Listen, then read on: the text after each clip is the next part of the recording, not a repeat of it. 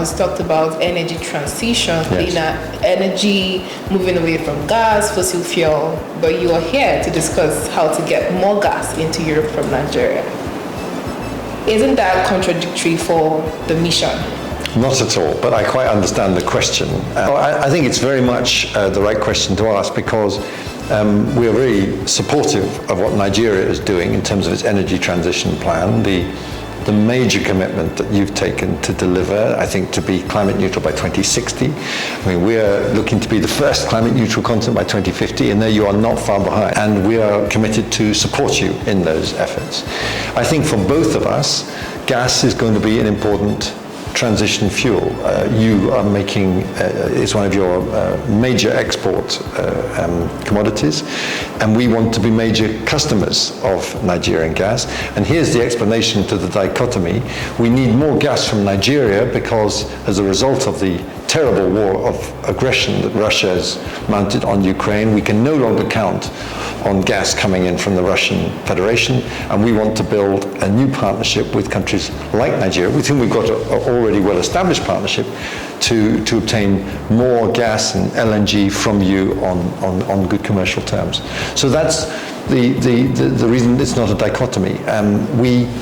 We're determined to support your efforts to move into renewables, to use energy more efficiently, to reduce your use of energy. We're doing that ourselves. We have a major gas demand reduction plan. But again, we'll need more gas coming from Nigeria to replace the gas we're taking out of the system from Russia.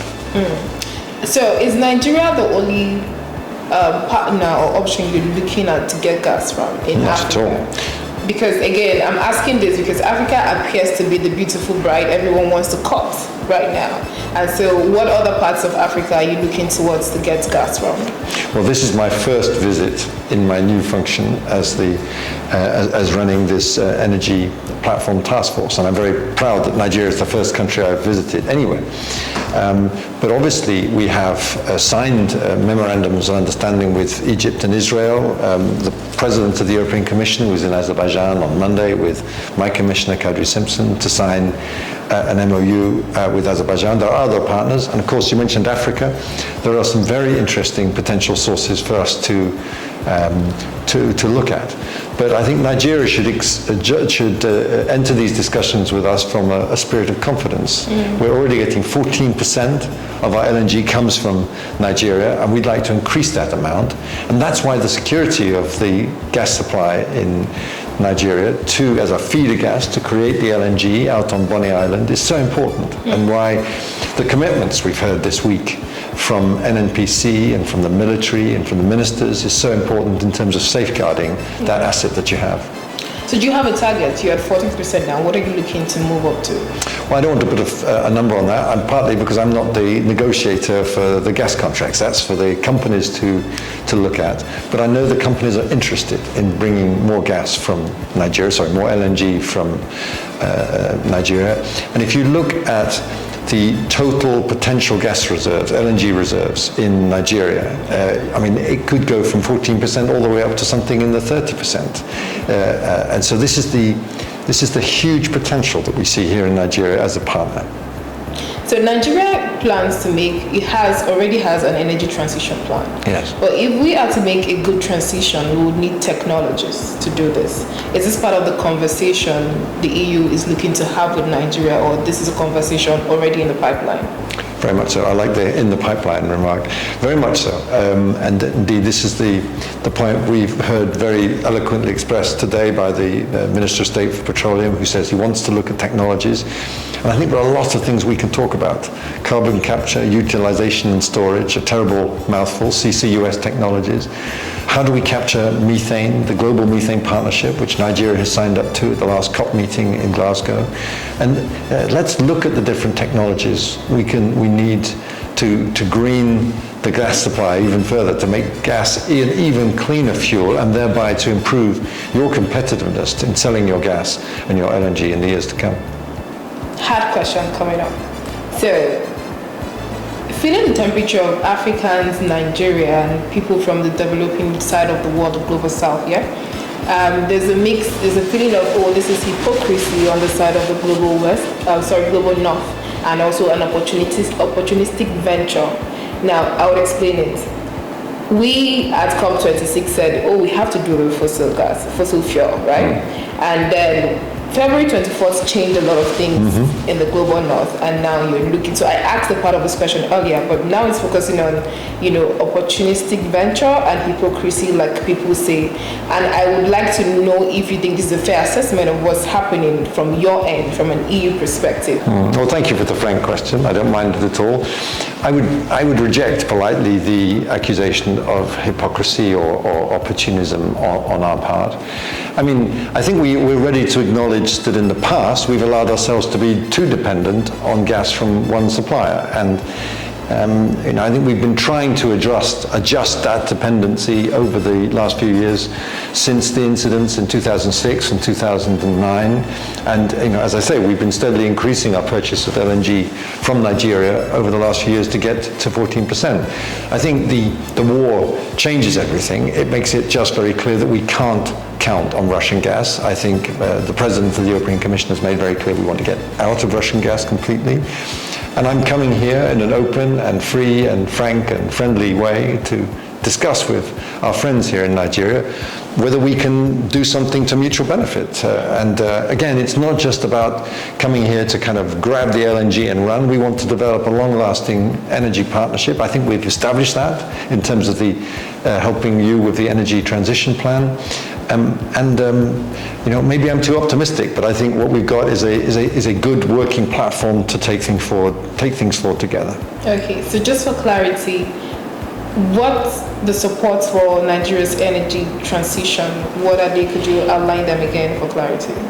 Yes, well, I mean, you rightly asked for support. I think you've set the target of $10 billion a year in terms of support.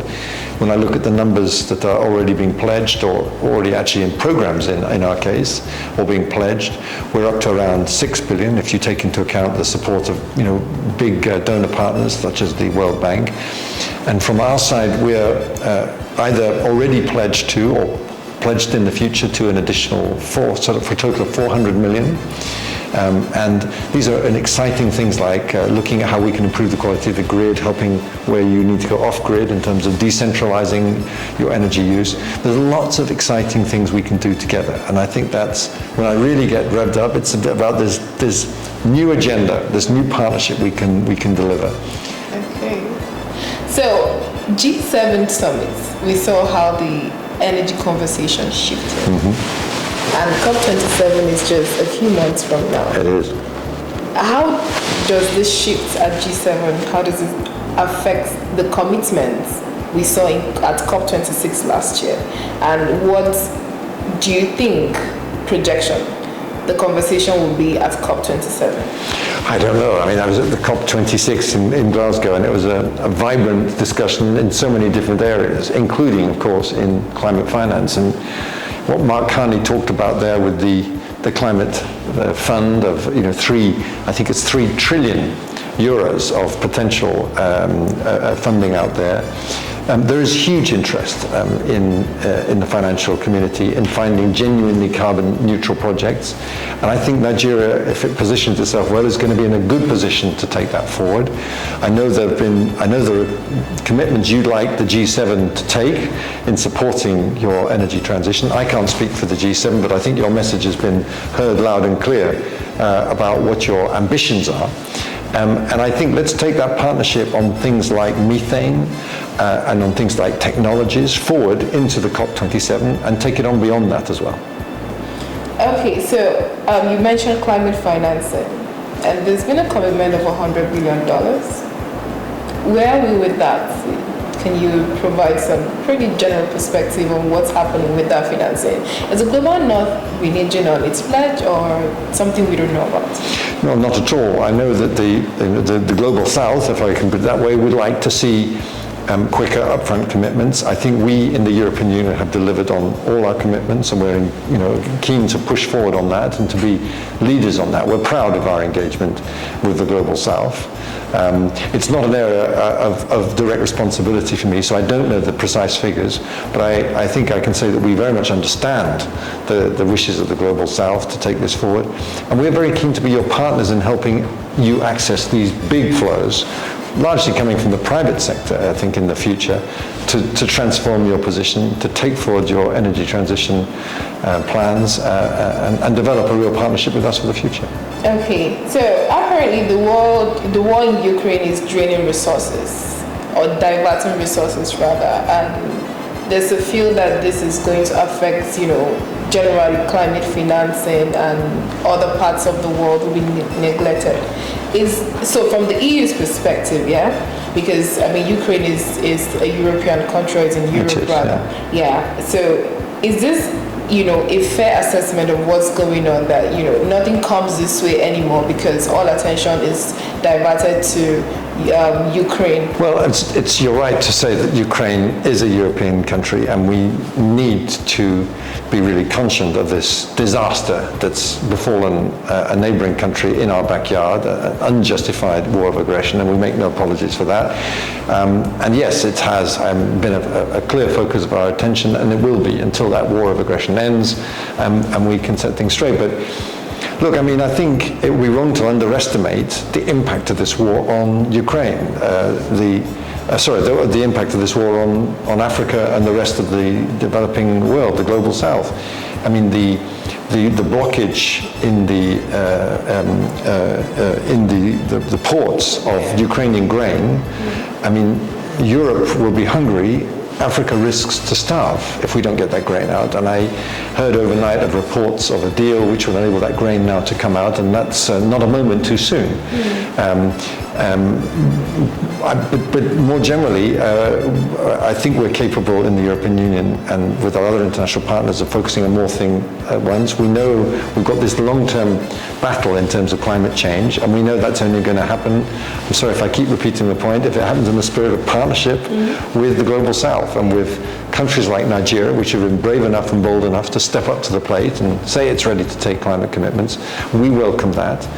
You're the most populous country in Africa, and you are both at the same time the richest and the poorest country of Africa too, in terms of your population. And so that makes you the perfect partner to take forward some of these issues and make sure that we address climate change in a fair way. Yeah, so by way of ending this, so you keep saying Nigeria needs to take leadership. You are a leader. Okay, climate conversation. Yes. What for you will make for, active front row leadership when it comes to climate conversation for Africa? I wouldn't purport to tell Nigeria what it should be doing. Nigeria is a mature and impressive partner and a leader of these questions itself. But I think what you put your finger on it. This thing is already affecting Nigeria, and it's already affecting Africa. It risks driving starvation and lack of access to water, as well as the terrible extremes of climate in the future. And so we want you to continue to do what you're doing, to work with us as partners. One of the ministers said today, we are brothers in this because we are one world. And that's so right. And let's take that seriously. Let's take that forward together and be a great example for the rest of Africa.